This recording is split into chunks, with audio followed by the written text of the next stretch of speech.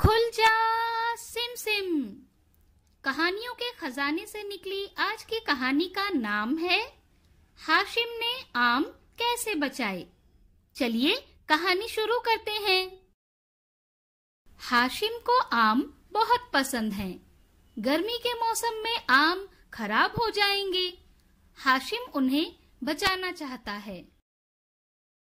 बाबा ने हाशिम को बताया कि अगर तुम आम का पानी निकालकर सुखाकर रखोगे तो वो खराब नहीं होंगे। कीड़े पानी के बगैर जिंदा नहीं रह सकते। हम आमों से पानी कैसे निकालेंगे? हाशिम ने पूछा।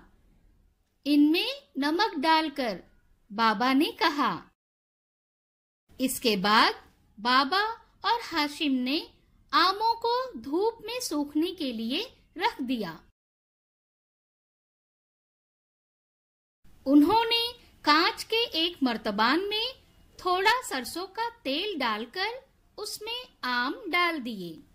तेल कीड़ों को आम तक नहीं पहुंचने देता। बाबा, हमने तो अचार बना दिया, हाशिम ने कहा।